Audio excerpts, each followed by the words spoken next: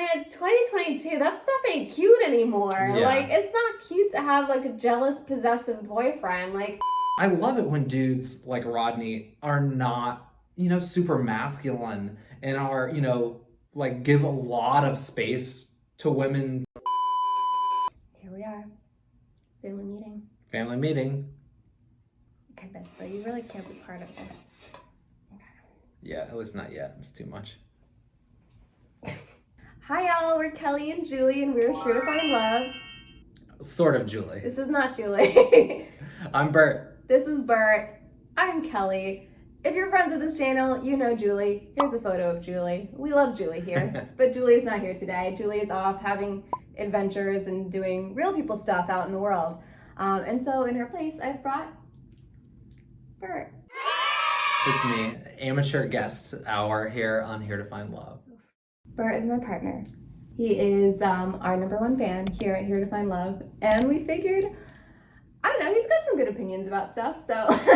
In the background, Kel and I are always watching BIP or Batch and sort of testing out your theories before you hear them live. Exactly. He's kind of like my sounding board before I go on, make sure my ideas like make sense. He's the one who I like check all my ideas with. And when I say check all my ideas with, it's like 11 p.m. and I'm like talking and monologuing at you as you're falling asleep on the couch. Yeah, exactly. Watching a basketball game as I fall asleep in bed. Right. Yeah, Bert and I have been dating for the last 5 years, and I like him. I think he's cool. He's always with me. We always watch Bachelor together or Bachelor in Paradise or whatever. Like, I've been watching since you introduced me on Ari's season. And I'm a consistently high-placing finisher in Kelly's Bachelor fantasy leagues. Like top 3. Under me. Yeah, naturally. Anyways, welcome. I'm excited to be on. Today we're doing a Bachelor in Paradise 2022 recap. It's season 8, episodes 10 and 11. This week's episode actually had a lot of drama. I'm kind of excited. There's like a lot of relationship themes to actually talk about this week. It's kind of a sad week for Julie to not be here, but. I know. We need our resident dating coach and matchmaker. I know. I feel like she would have like a lot of really interesting opinions about a lot of the things that were going on related to like testing people and like, oh, I wanted him to fight for me. There's like a lot of like juicy stuff that Julie would have a lot of good opinions about. That's okay. We're going to dive into it. And I have a lot of, hilarious and witty takes. Oh, good. So let's just start off with Johnny and Victoria because, wow, that really developed quite nicely. I have been shipping Victoria and Johnny very, very hard for a very, very long time. Why are you laughing? I'm coming around, I think, to where you are, but you have to kick us off. I don't have the heart to kick off the Johnny Victoria ship. Okay. Basically what happened was Victoria was presented with the very desirable option, which was Alex. And to be fair, very valid, very much something that would cause someone, even in a very happy and secure relationship, to question everything. Yes. Me too. If Alex came knocking on my door, give me a pause. He's a beautiful guy. We all get it. We all get what was going on. We all it all made sense why Victoria was questioning everything. But the truth is, it didn't seem like he was that into her or she was that into him, right? Like he kept just kind of saying like, I am in it to win it. I don't lose. Like that was kind of the way he was talking about Victoria, and Victoria was like, well, he's perfect on paper, and I'm trying to be really logical. So it didn't really seem like either of them really liked each other anyway. They both intuitively understood that the world needs their shared Instagram posts. Exactly. I think that's exactly what it is. It's like you look at them. We said this last week. You look at them and you're like, wow, this is perfect. And so we get why they had to entertain the possibility. But to me, it felt very clear cut that she needed to just keep it moving with Johnny. Now, granted, the internet is not a big fan of Johnny, and I think you aren't either. Johnny, a little baby Johnny. I know. My take on Johnny is he's like you in high school, like in 10th grade when you're just like doing the stuff that you thought made you cool. It's like cool kids have like this kind of necklace, so I'm gonna buy it. Or it's like the cool kids like wear their shoes untied. so I'm gonna do it. Or like, Mom, can you give me guitar lessons so I can be cool? Like, that to me is Johnny, and it rips me apart to observe it with just kind of empathetic, like, mortification. I mean, I think that's all true. Yeah. See, that's the thing. It's like, I think that's all true about Johnny, but to me, it doesn't... Johnny clearly has this cool guy thing going on. He's like trying to be really cool, but I don't think that's any different from what any of the other guys are doing, to be honest. I think all of them are, you know, trying to like have all this bravado in their own way. Whether that's by being the funny guy. Hey. Or by trying to be, I don't know, like Mr. Chill, go with the flow, trying to be the nice guy. I mean, everyone has their own way of like kind of trying to... Posture, exactly. And I just think, you know, the way Johnny does it is just a little bit, you know, it's just... Pain. It's just so, it's like comical. He's like a meme, but that's okay. I mean, to me, it's endearing because it's so obviously fake, and he so obviously is just putty on the inside, or at least putty for Victoria. And so to me, I don't actually mind him trying to be cool, because to me, it's just kind of like... You find the struggle to be adorable. I find the struggle to be endearing. Yeah. Exactly. So. And we had, I think, a Johnny breakthrough at the end of their date. He stripped down the barriers of coolness, and he just basically admitted what we all know. He's just desperately in love with Victoria and is afraid that she's too good for him. Which, I mean, is... It's not untrue.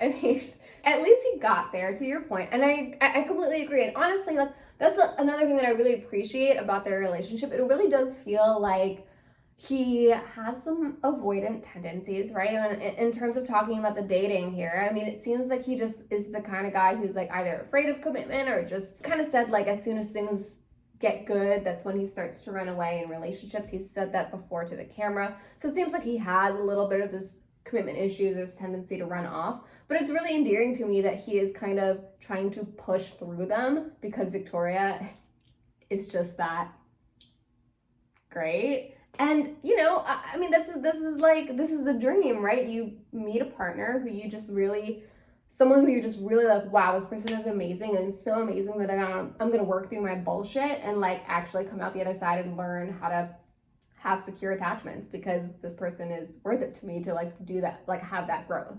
And he kind of said that, right? He kind of said, he's like, I want to grow and like be better for her. And I was like, you do it, Johnny. It was actually real progress, and like, unlike so many people on the beach and on all the beaches of yore, we're actually having sort of a substantive exchange of like, I'm understanding your need, I'm reconciling it with like what I'm offering, and I'm thinking about like, do I want to change? Am I able to change? Like, how does that make me feel? Which I thought was really cool. Yeah, I completely agree. So to me, I know the internet is like not fans of Johnny. I mean, he is being childish, and I think there's a lot of reason to criticize him, but I don't think that he's being negative or toxic or whatever. I think he's just being childish, and he's, you know, he's what, 25, so he is young. It makes sense that he's like a little bit of a baby in terms of his, you know, relationship experience and skill set. So, you know, it's fine. It's like, to me, this is just a youngin' growing into an adult type of storyline. So even though there's a lot to be critical of with him, I don't think he's, I'm like down to root for these two. Okay, but grain of salt on Johnny's development story, because after they had their successful date, in Victoria and him both, they said, I'm falling for you, right? I'm falling in love with you. And then he came back to the beach and he's like, what did he say? He's like, I'm the king. Okay, I'm sorry. I thought that was so fucking cute. I thought it was so cute because he was like, I feel like a king. Because, after she gave him the rose, he goes, I feel like a king. That's the thing. It's like, honestly, it's like you want... It's honest. It's so honest. Like, you want someone who just likes you so much that, like, the littlest bit of validation just, like, makes them feel like a king. I mean, how cute is that? So cute. Do you feel like a king? You make me feel like a king.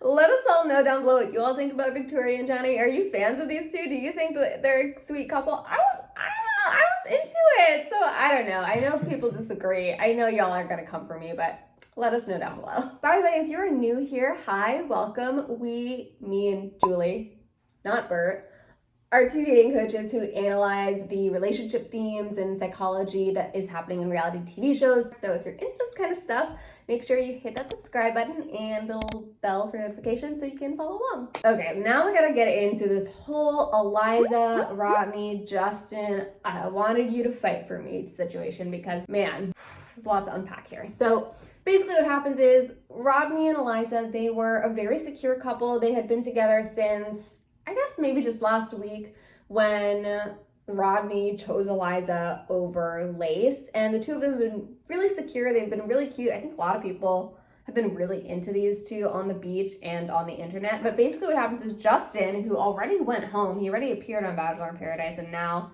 he already appeared on this season, and he, for some reason, was allowed to come back to ask Eliza out. By the way, how shady was Jesse Palmer when he came back? He's like, you're really not allowed to do this. Justin's like, okay, well, the producers put me here. Jesse's like, okay, whatever, go down and talk to Eliza, I guess. To be honest, I was kind of like, Justin, of all people, is the person they decided to give a second chance to. There's a lot of great people who have gone home on this beach. Sierra, Lace, there's a lot of people who I would have loved to have let them have another chance.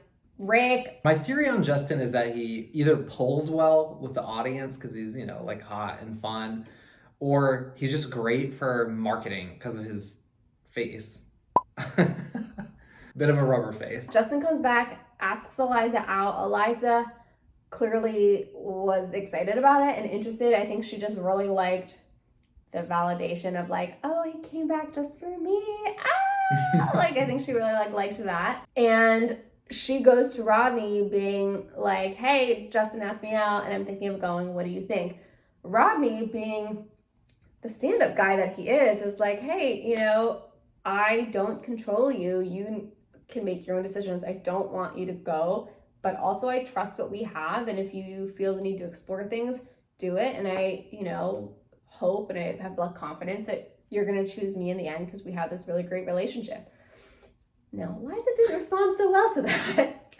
She didn't like that show of emotional maturity. She was like, I wanted you to fight for me. I know you had a really strong reaction to this. Yeah, I sort of, it was very painful watching someone who we thought was so cute and had heretofore and on Matt James's season been very nice and sweet-natured, do this very specific behavior or expect this very specific dynamic that just feels unhealthy. And she was basically wanting a very specific type of affection or affirmation expressed in a way that's essentially a signaling control.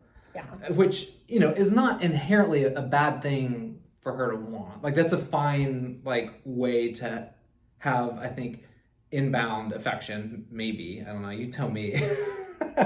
But ultimately, to me, at the end of the day, she didn't really actually communicate what she wanted. Right. She told Rodney, I wanted you to say you want me.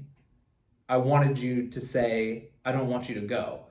But Rodney did say that. Right. He said, if it were up to me, I would not want you to go. He said that when they're having their, pre-Justin date meeting, but that's not what she wanted. Mm-hmm. She wanted him to essentially beg. And, beg or make a big, masculine show of, I'm going to fight for you. And I love it when dudes like Rodney are not, super masculine and are, give a lot of space to women to make decisions and, are not trying to control them because it's so toxic, the alternative. So I really appreciate the impulse Rodney had, and then she just totally wasn't picking up what he was putting down. I know. It was a bummer. I understand where Eliza is coming from insofar as I think it's very human to want to feel someone have this uncontrollable desire for you that it kind of overwrites their better mind or their better thinking. And so I think it's okay or valid for Eliza to have had that disappointment. What I don't think was okay was for her to like double down on it. Like she like, for her to feel that emotion, sure, that's fine. She's a human being. Like, you know, I get it. Like we all want to be, you know, just so loved that it feels like, oh my gosh, it's like taking over someone's body. We all want that. I get it. It's fine. But for her to then continue on and like now is holding this against Rodney, this idea that like he didn't show her love in this very specific way, and now she's gonna hold on to that story even after he's kind of explained himself, saying that he does really not want her to go on the date, is totally invested in her, and like he's already kind of explained like why he's responding to the situation the way that he's responding to the situation, and yet she's still kind of holding on to this belief that, oh, well, if he doesn't have this jealous explosion or controlling, possessive response, it must mean that he's not into me. Even though he's like literally verbally disproving that assumption, he is verbally telling her like, hey, that's not how I feel. I am like, I don't want you to go. I am so all in on you. He's like telling her. Right. And she's just choosing to dig her heels in. And she's shutting him down. Right. She's just choosing to like, I've kind of made up the story in my head about what his response means, and even though he's told me that that's not what it means to him, I'm going to just hold on to my belief just because there's actually not really a reason. It's just kind of like she felt it so strongly, and she almost like, it seems like she didn't even want to make the repair. Right? I thought like her dynamic was pretty unhealthy, because imagine even if what Rodney had done the day before or whatever was like actually more bad than it was. Like, imagine if he was feeling defensive and he just gotten really cold and he was like, whatever, I don't really care about you, go on the date, which would have been a really unproductive and mean thing for him to do. Then fast forward to this conversation and he's saying, actually, like, what really matters is I care about you. Like, even in that scenario, which is how she's perceiving it, right? She's perceiving it as him having done something pretty bad. Her way of navigating his bid to like open the door is just unproductive. Right. She should either, in my opinion, be like, hey, like the thing you did was damaging to me and I'm not interested in letting you open the door again. Or something on the other side, which is, hey, what you did was damaging to me, but thank you, I see now how you feel, let's open the door. Or something in the middle, like I'm not sure. But she wasn't doing any of those. She was just like, well, the thing you did was really bad. I don't know. She was, in my opinion, she was trying to milk it. Yeah, I completely agree. It almost felt spiteful in some way. Almost like it was like, you hurt me, really, really hurt me, and like you're gonna have to work hard before I forgive you. And it's very like, immature, right? It's like childlike. Right, and it's like, if you actually care about this person, it's like you don't need to force them to grovel over you. He's already giving you what you want. He wants you, right? He's already doing the thing that you've asked him to do. It's like she's so hurt that she doesn't even want to make the repair with Rodney, and it's like until he is hurt as well, that's like the only time when she's gonna start to open up. And it's like, it's not a tit for tat. It's immature. Right, exactly. And so I think the other thing too is this whole idea of like, I just want to feel chosen. I want him to feel like he's fighting for me. It's like, the ironic thing is that Rodney said the exact same thing. He was like, I want her to choose me. I don't want to force her to be with me. I want her to look at her options and say, no, Rodney is the one I want. So it's like, she's like, I want to feel chosen by Rodney. I want Rodney to fight for me. But Rodney's thinking the same thing. Rodney wants to feel chosen too. It's a funny thing. I think that this is like the rom-comification of romance. It's like everyone wants to be pursued, everyone wants to be chased, everyone wants to be chosen, but no one wants to admit to choosing someone else. It's like no one wants to be vulnerable enough to say like, hey, you're the one I want. Everyone's scared of that vulnerability. And it's like, no, relationships need to be reciprocal, right? It's like Rodney has just as much right to feel chosen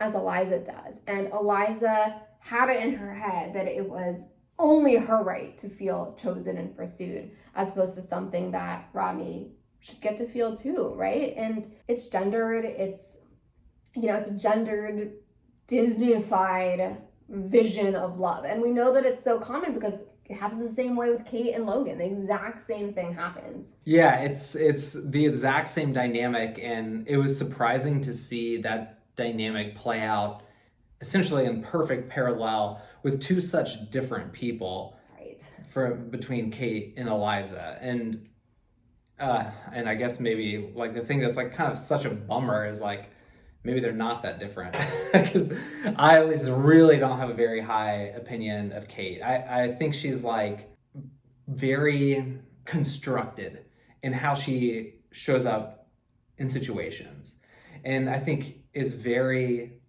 I feel she's always projecting and always has a little bit of a plan. It really feels like she had a bone to pick with Shanae, and they had some beef and she wanted to come up on top. And I sort of think that's why she's with Logan. I think she came in and torpedoed Shin Logan. Yeah. It doesn't feel like she's in any of these situations with much positive internal like train of thought. In any of her thinking that she's saying to people and any thinking she's saying to the camera, it's always negative. Can you, here's like a little test I came up with in my mind. What's one positive thing she said about any of the people she's on a date with?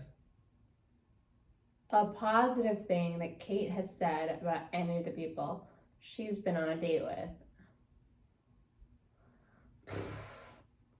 She called Jacob fun. But kind of like as a insult. She's like, he's fun.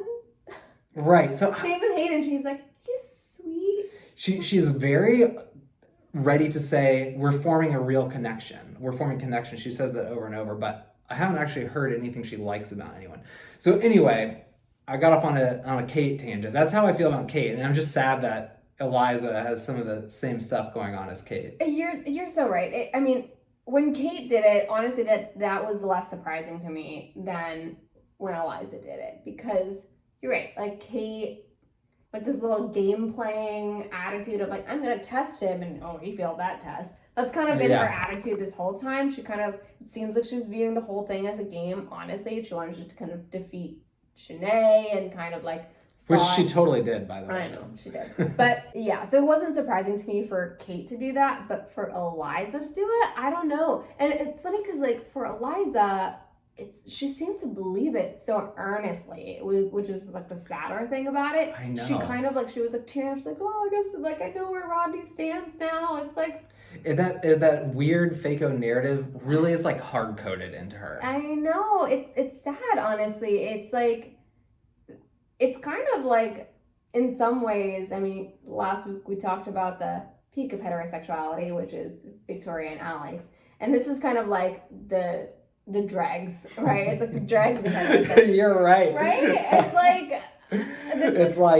just like the bottom of the barrel of like the dumbest heterosexual romantic narrative. Yeah. And it's like the one thing that like holds weight for her. I know. It's like kind of a bummer. Exactly. It's like this ridiculous thing of like, I need to feel like chaste. And it's like, whoa. In a healthy relationship, it's not a game. It's not about testing each other. It's not about, how can I feel powerful in this situation? It's not about create this feeling of chase, this feeling of like a high. It's about like just being real with people. Like, hey, I really like you. And, she kind of tried to say it. She tried to tell him like, hey, I want you to like fight for me. But she like almost didn't want to hear it. And she was scripting exactly how she wanted him to act.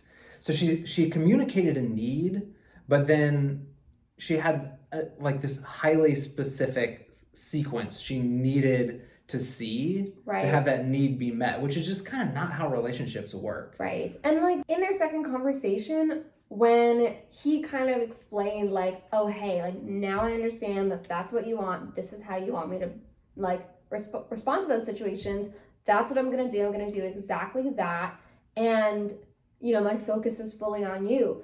And her response was like, if your focus was on me, you wouldn't have gone on that date. And it was like, Eliza, it's over. He already apologized for doing the thing that hurt you, and he's already told you that he's going to do it differently. He's going to do it the way that you want it. So you coming in and just, you're assigning meaning to his actions, like flying in the face of what he is telling you his actions actually meant. And it's like, that's the thing. Everyone has different interpretations of different actions, right? Everyone will interpret a series of events in a different way, right?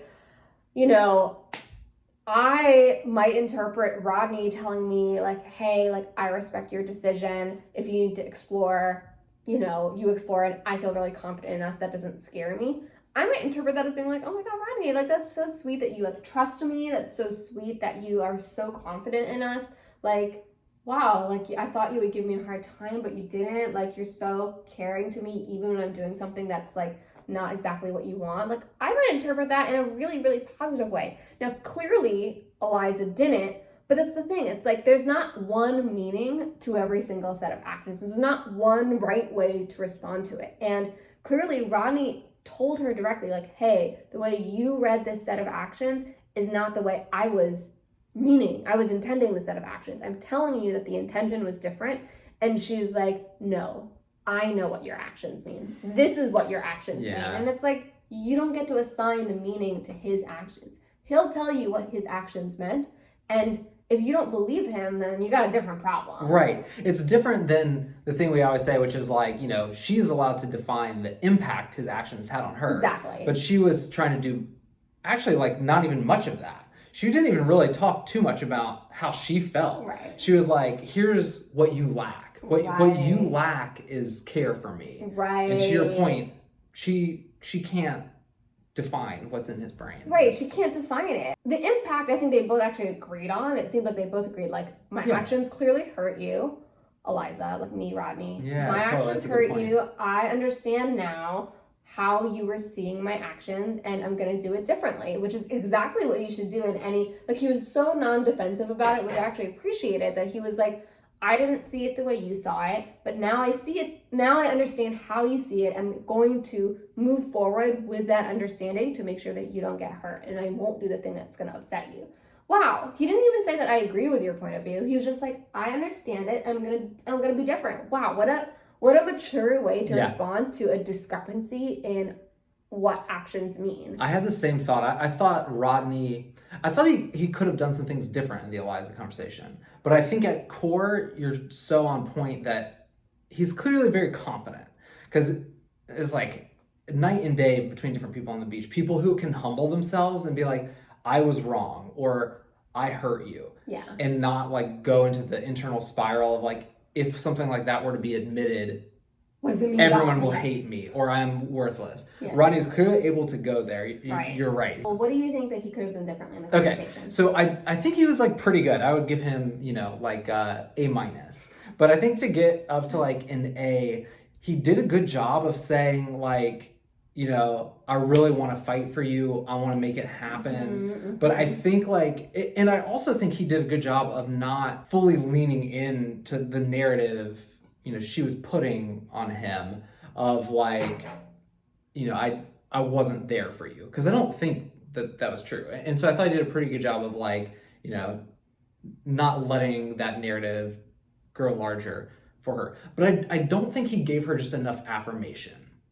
I think like that, it feels to me like that's hard for him to really share his feelings. And I think he could have just said more about how he feels for her, like how she makes him feel. And I think that would have helped her. That would have helped her a lot. Because he really didn't go there. He was like, I'm sorry I impacted you, which is what you said, and a very important thing to say. And he said, I really want to fight for you, which I think she also needed to hear. But he didn't really say like, I'm head over heels about you. Right. And could have gone I think a little harder. Yeah. And I think that would have maybe pushed her out of her, you know, dug in stance. You're right. I completely agree with that. He actually asked, he was like, what can I do to make you feel better or make you feel more like chosen? Like he did actually ask that. And she responded, she was like, I don't know what I have to tell you. And I hear this all the time. I always hear it. Often from women, but actually a lot of people say this, but often women will say this about their partners. you know, when there is something that they want from their partners, and I come in with the same question basically every time, which is, did you tell them? Right. It's like always the same question. And often the person will be like, oh, well, no, not really. And it's like they'll tell everyone, they'll tell their mom, they'll tell their friends, they'll tell me, they'll tell everybody out there what their problem is and what they want from their partner, except for their partner. And you're right, by the way. Eliza was telling Genevieve. She was telling Genevieve, telling Justin, telling everyone on the beach who will listen to her. She's telling everybody what she wants from Rodney, but she didn't tell Rodney. And when he said, what do you want? How do you want me to show you love? Whatever, I can't remember exactly how he phrased it.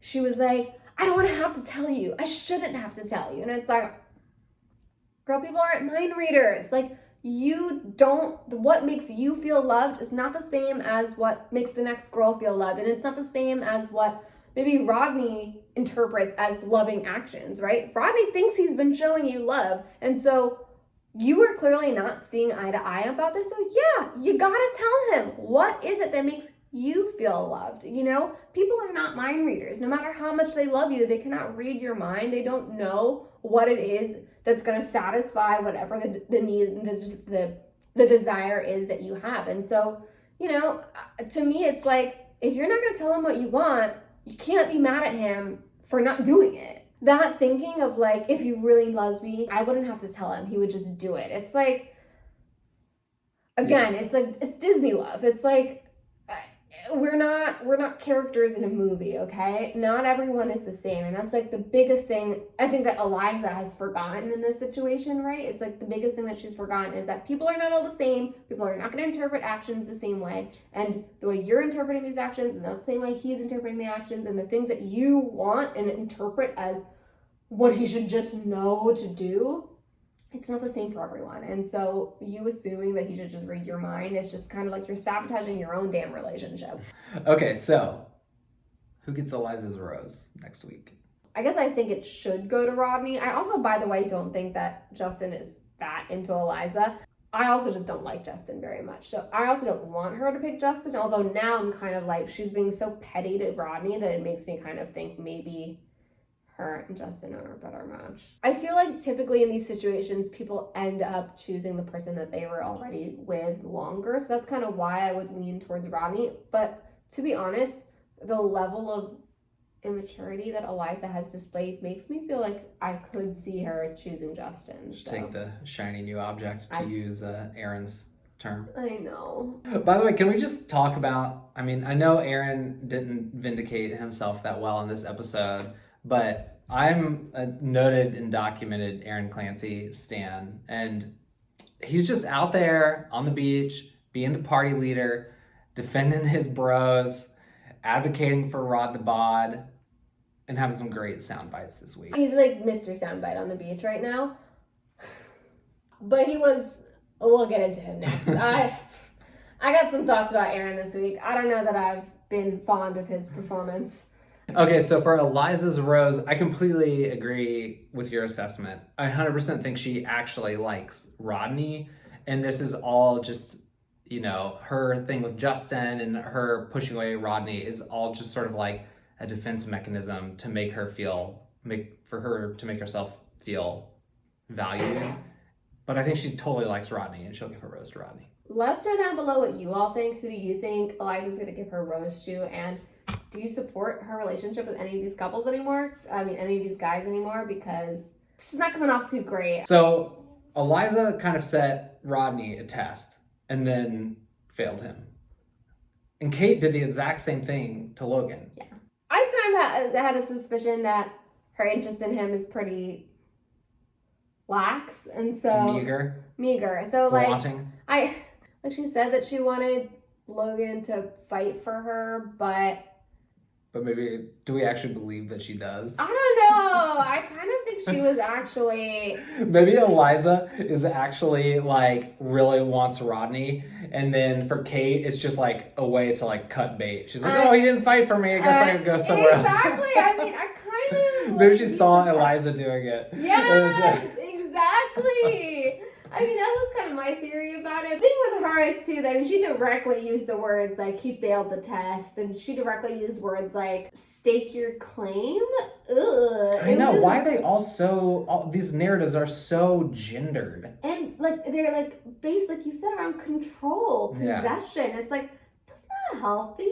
I mean, not to be like like a loser about it, but like, I mean, come on. Like, not to be I guess like a stick in the mud or whatever, but like, it's like, that's, I mean, it's 2022. That stuff ain't cute anymore. Yeah. Like, it's not cute to have, like, a jealous, possessive boyfriend. Like, I'm sorry. Maybe back in the 2000s, hon, but, like... It's also... that dynamic is maybe different, or it can be more nuanced. Like, if a foundation of trust is maybe already established, and you already have some parameters for understanding the other person's, like, sensitivities and behaviors, and you have trust, then, playing on these like heteronormative dynamics that make you feel good is one thing. But to just sort of like go out there as your like way of jumping in with people from the head on, it's like a weird place to be, because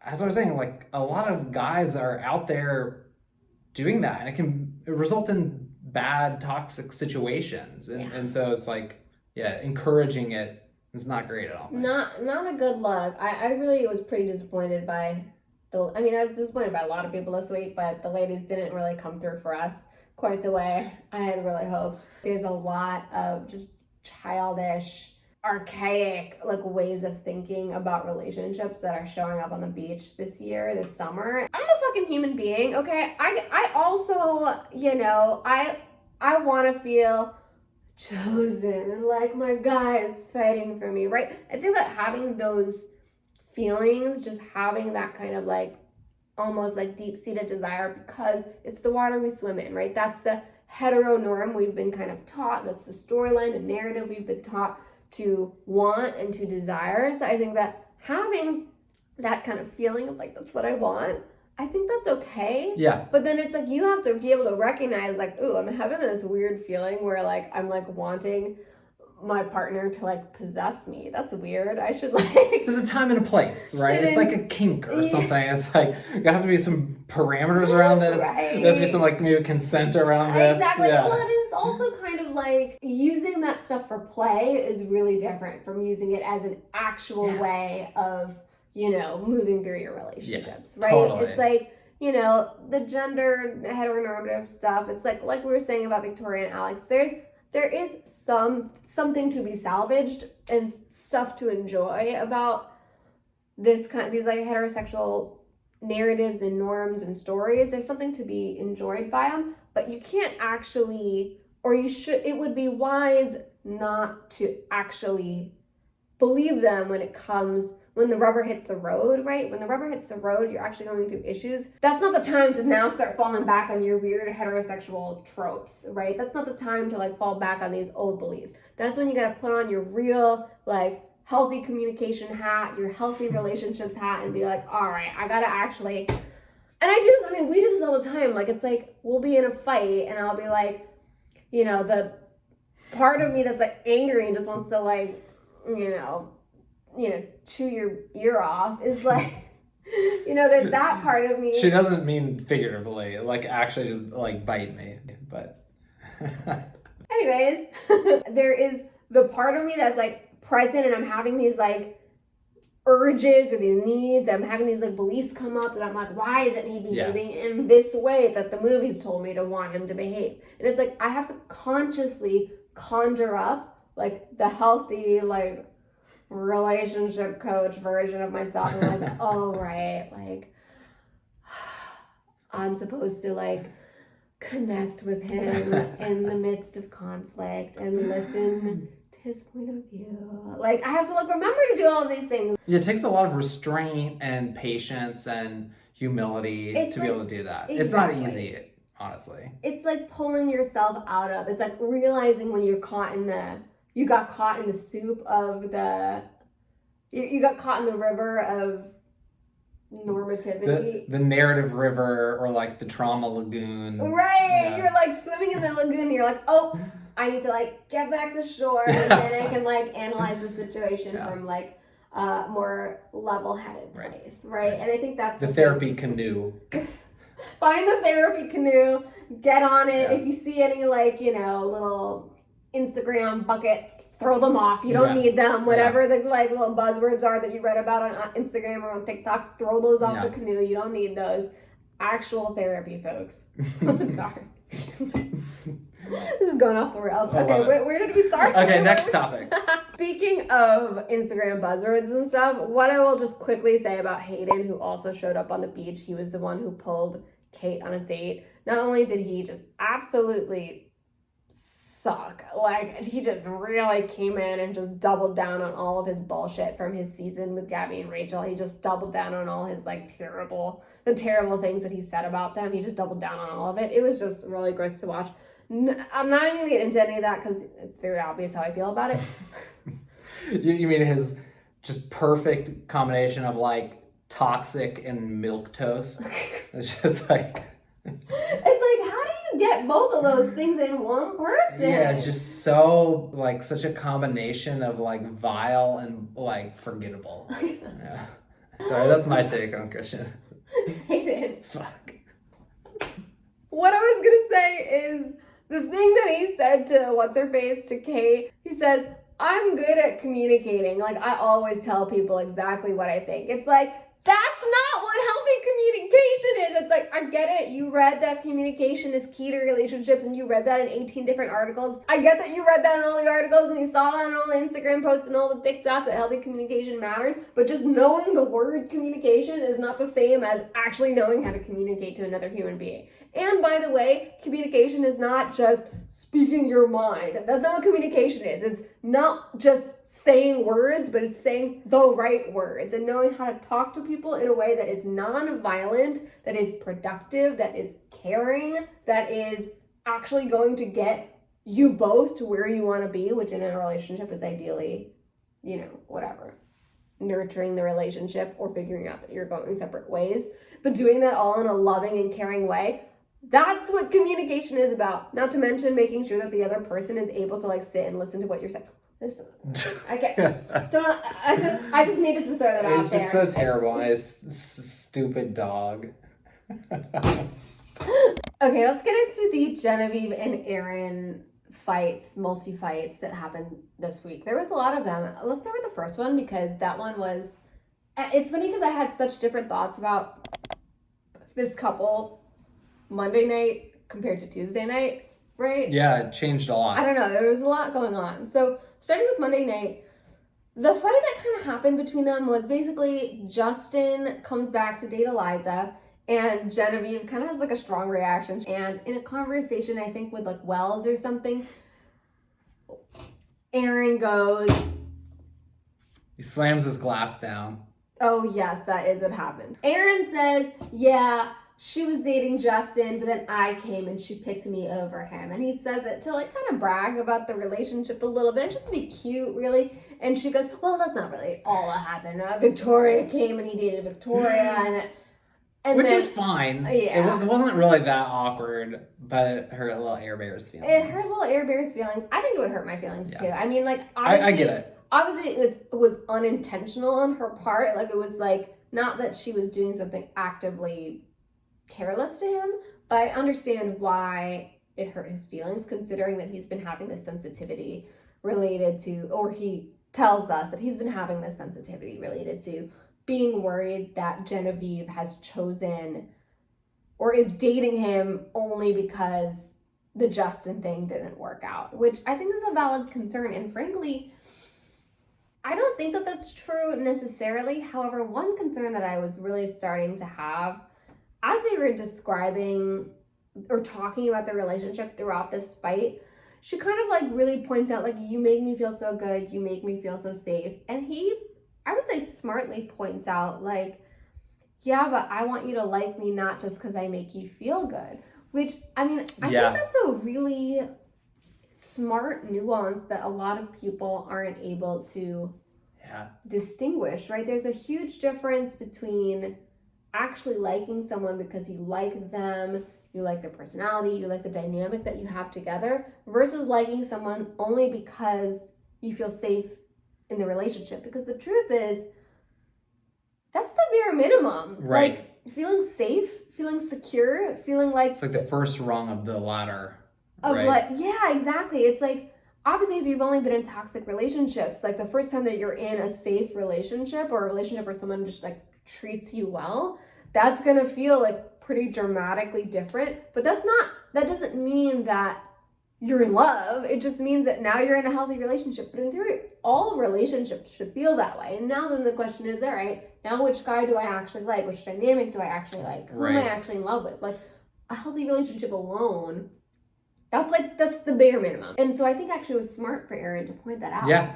It's like for Genevieve, like what characteristics of Aaron's does she admire? She hasn't like really said much about that, frankly. In fact, one of the kind of, I would say, best things about Aaron, or most unique and most Aaron things about Aaron is like you said, like he kind of just like is like humor. He's just like so ringleader personality, like so much monologuing. He's just his way of talking is so entertaining. There's so many great things about Aaron. And also, don't get me started. I have a lot of characteristics of Aaron's I admire. He's charming, looks out for his friends. Yeah, he does do all of those things. This is all true. And like, also he's like super social, right? He's just like loves to hang out with everyone, keeps everyone together, keeps spirits up. But that's also kind of the thing that she was taking issue with this week. And so it's kind of tough. Like I kind of understand why Aaron was feeling a little bit insecure or low about it. It's like she's saying like, oh my gosh, I really like you. I'm so in on you. And like, she probably, I don't doubt that she feels that way, but there is something really confusing about someone, or like, not confusing, almost like lonely about someone saying that they're so in love with you, but like you can kind of tell that they don't really know you or aren't appreciating. I totally agree. It could be alienating or just kind of sad. Yeah, like the things that make you you, it's like they don't even like notice them or talk about them. It's like if they don't notice all the best parts of you and they're saying they're in love with you or they're falling in love with you or whatever, it's like, I don't know, to me that kind of makes me feel almost like empty inside. I don't know. It would bum me out, honestly. And that's, I think, what he was expressing. I think he put his finger right on it. To me, that was like one of the first moments where I was like, like Aaron is like actually a very intelligent, like emotionally intelligent guy. She realizes that he is upset. She comes up to him. She kind of like is like, well, what's wrong? I know you're upset. And he like starts telling her this whole Justin insecurity that he has. And she kind of starts to spiral in that conversation. She's like, oh my gosh, I can't believe that you don't know that I like you. Oh my gosh. She kind of starts to freak out and like storms off a little bit. And he was like, whoa, why are you storming off? Like, we're okay. I'm just telling you, this is like an insecurity I have. I'm just telling you, but we're good. And he like pulls her back in and he like very astutely observes like that she needs something in the conversation, even though it was like his need that that started the conversation. He very astutely observed like, oh, like she like didn't quite understand, or like this is like triggering her in this way, and I need to shift from where I was, which is explaining my point of view, to let me comfort her so we can get back to a place where we can talk about this in a more level-headed way. And like it just seemed like he really had his finger on the pulse of that conversation it was just an emotionally intelligent moment for him. He didn't understand the wiles of the party leader. But yeah, I completely agree with you. I think he is super emotionally intelligent. I don't know if he's super, I think he's emotionally intelligent. And I think it's tough because I'm not sure if Genevieve is on the same level. Yeah. I think Genevieve is, has a lot of like heart. And I think she's very like gentle. You can always see if Aaron is like starting to boil over, her body language is always like, she wants him to be okay. I think she has a lot of like gentleness, but I think she gets like lost in her emotions. I think that's so I think she receives a negative emotional stimulus, like, Genevieve, you are letting me down in this way, or Genevieve, I'm having X doubt about us. And then she has a huge emotional swell or surge response to that. And you can almost kind of see her trying to figure it out, trying to be like, here's how I'm responding to this. Yeah. but then she can't, and she like literally like runs away. She'll like short circuit and then like panic and walk away. Totally. Yeah. You're so right. Genevieve, she takes a minute to really understand, I think, how she feels about something, but she'll internalize something negative, and then just like she knows that it's negative and she's responding to like, oh, something negative is happening, even when she doesn't fully know what she thinks about it or how she really feels about it. She just like, negative is happening, I'm mad, and her body language really evokes and demonstrates that she's upset, which Aaron mentions, right? He's like, I can tell, like we can all tell. And it's like, well, I don't know that we should all be trying to like guess what Genevieve is thinking, but I do think that her body language communicates quite a lot of negativity, and I don't think it's because she's trying to communicate negativity as much as it is. It's like she's just like in her body. She seems like she feels threatened. I don't think that she's aware of how like much her body language is communicating like her disturbance. Yeah, she'll really be like, right. She's like, and it is very visible. That exact thing. And it's like so hard to communicate with someone when their body language is like that. And they both get into this thing of being so passive aggressive. They do. Because, they both get their, hackles raised, and then it's hard for them to get to that place of like being vulnerable, being open, accepting criticism, and they're like instead exactly like they both do a little bit of that. Yeah. With Genevieve, I think she does this thing where she catastrophizes a lot. She like goes catastrophic, like something like vaguely negative happens. Not only does she have this like visceral bodily reaction, but she always or often takes it to the worst case scenario. And that's something that Aaron also picks up on and says to her in the second night, like in their fight. He's like, you always make something out of nothing, which I do think there's something to that. Now, I don't think that was necessarily a good way to communicate that to her. It was pretty harsh, and especially like she is honestly feeling something negative. She's activated. She's upset. So for you to then say to her, like, you're making something out of nothing, it's like invalidating her feelings, making her feel small, making her feel stupid. It's like, that's not going to get you anywhere, and it's going to upset her even more. Rightfully so, right? No one wants to hear that when they're really, really upset. No one wants to hear like, oh, you're like, getting upset over nothing. It's like, it's like so invalidating, so frustrating. It feels so bad to be told that. Even though I do think there is, to some extent, she does have a tendency to kind of react so strongly or like assume or take things to the worst case scenario in her head. She does have that habit. That doesn't mean that her feelings aren't valid and like they need to be addressed. Maybe there's a better way that she could respond to them, or that she could communicate them to other people, but that doesn't mean that her feelings are wrong and that she's overreacting, because she's just reacting. Those are her feelings. Like, you can't stop the way that you feel. Totally agree. And the dynamic I observed is like Aaron has begun doing a bad job validating her responses. Right. But we've observed that he has the capacity to pause, like take the hit, and unpack and validate her responses. And it seems like what's happening is she requires a lot of validation, and she boils over a lot. She does. And there's always a lot of lack of clarity around how she's feeling for her and Aaron. I think Aaron is like just super stressed out.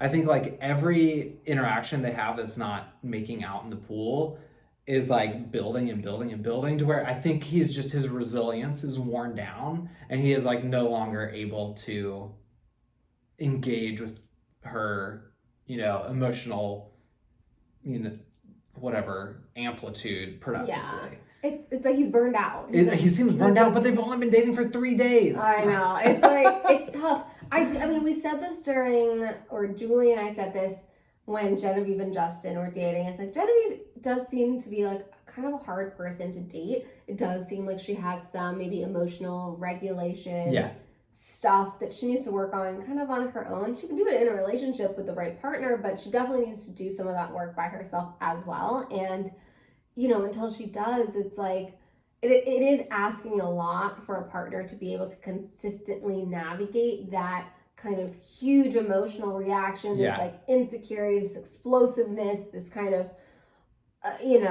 constant, like she's like constantly finding something wrong. It feels like she almost like won't let herself be happy. I know. I felt that way even all the way back to whose season was she in? Was it Clayton?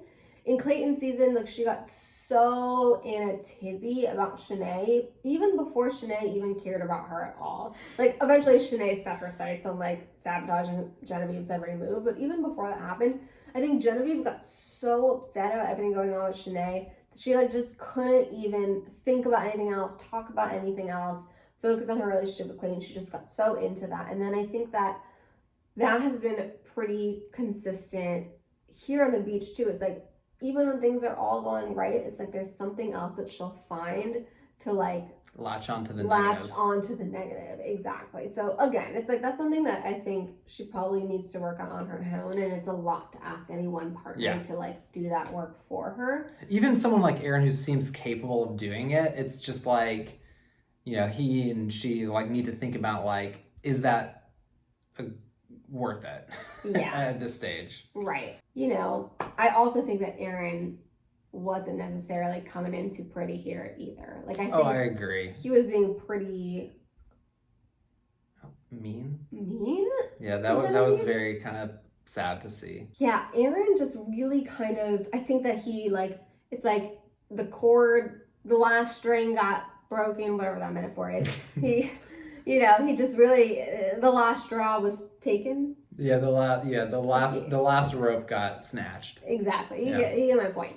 But like, that was it. He kind of just couldn't do it anymore, and he kind of like snapped, and he snapped at her. And this kind of goes back to what we were saying about like, he's so emotionally intelligent, she's kind of not so much, and it felt like he kind of just like jumped into this zone of almost like lecturing her or like grandstanding or like and just snapping at her and just kind of being just rude. Honestly, it was like she was like, hey, I want to like talk to you about something, like I don't want to, like I'm the whole thing about the pool or whatever, and he was like, are we really doing this right now? And it's like, whoa, you should never talk to your partner that way. It doesn't matter how upset you are. Agree. It's like it's just like a tone you just never take with your partner who, when she's upset and trying to communicate something to you, it's like, huh? Like that's it's just a no-go. It's a no-go. It's aggressive. It's mean-spirited. It's like... I agree. It's dismissive. It's just kind of like, you're just communicating, I think you're stupid for having this conversation, or you're bad. I don't value what you're going through right now. I don't value you, and I think that you're also a bad person and harming me by even trying to bring this up. From Aaron's side, there was some really aggressive language that he used on her. Later on when she comes up after she's like kind of stormed off and like packed her bag, she's like, hey, can we talk? And he goes, it's passive aggressive nonverbal communication. Like you are communicating how you feel about the situation, even if you're not saying words. And when she rightfully responded with like, what was that? Like, why did you respond in that way?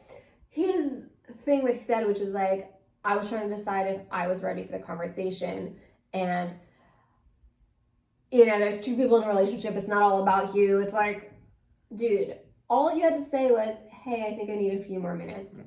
Period. Right. Boy, just say what you need. It's like, why are you starting to get up in her grill about it? He just lost his patience with her and just started like lashing out at her because he's smarter than her, and he's trying to he's like, I'm gonna teach you the right way to be because I'm holier than thou. Like a lot of that. Who's not holier than thou?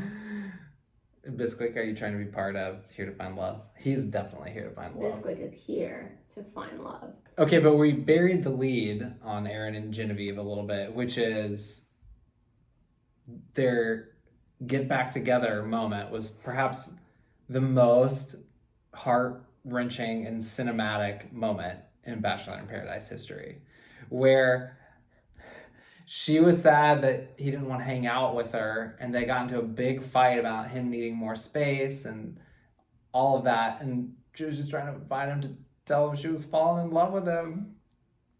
And then they got back together. It was so cute, kind of.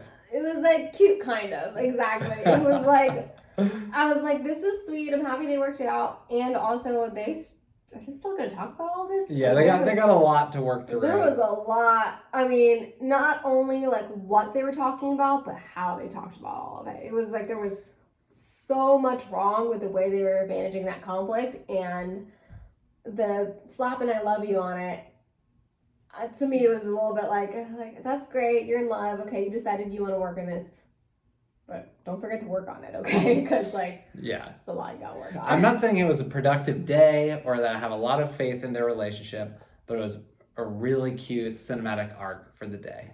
I agree. I completely agree. And this, oh god, this. That's Bisquick, our son. Okay, what did you all think about the Aaron and Genevieve fight, makeup situation? Who was in the wrong? Who was in the right? Did they both mess it up? Did you like them getting back together or like making up at the end? Do you think that they're going to end up together at the end of all this? Leave us some comments. Let us know down below. Okay, can I ask your followers another question to comment on in the comments? Yes. Who do you guys think is responsible for Antgate? Do you want to know my theory on it? Yeah, tell us about Antgate. I think it's Shanae. She just seems like the kind of person who would just be nasty. She does. She seems like kind of the whole shrimp thing from Shrimpgate, I was like, this is gross. Like, I'm sorry. Like, I like shrimp, but like, not like that. It's too much. And so I agree. I think Antgate probably comes back to Shrimpgate. Which it all comes back to Shanae. Maybe the ants are going in because she left shrimp lying around. Ew, oh god, just thinking about it makes me want to die. It's so gross. So let Kelly and Julie know what you think about Shrimpgate too, please. You mean Antgate? Shrimpgate now. Man, this really feels like the kind of episode that it would have been good to have Julie on. I feel like there was a lot of like really juicy. Sorry, I mean it's been great to have you. Right, yeah. It's been good to have you. And as well, don't you think Julie would have had such good opinions about the whole like testing each other thing? Like, don't you feel like she like would have some like really insightful, wise words related to that? Listen, okay, the real HTFL fans, you let us know down below. Are you like so excited to hear what Julie thought about all of this? Like, because I am. I can't wait to hear. Hashtag bring Julie back. Hashtag bring Julie back. JK. Okay. Thank you, Bert, my love, for being here. It was good to have you. Thank you for having me on. Did you all enjoy Bert's company and very insightful wisdom? Because I did. It's great to be here. It's a great channel. It's a great community. I'll be in the comments. By the way, if you've watched to this point of this video and you aren't subscribed to our channel yet, hit that subscribe button. We do this every single week. Not we. Me and Julie do this every single week. And we recap every single episode of Bachelor in Paradise, Bachelor, Bachelorette, all of these shows, so you don't want to miss it. Make sure you are subscribed, and we will see you all next week. Bye! You're supposed to say bye. Oh, bye.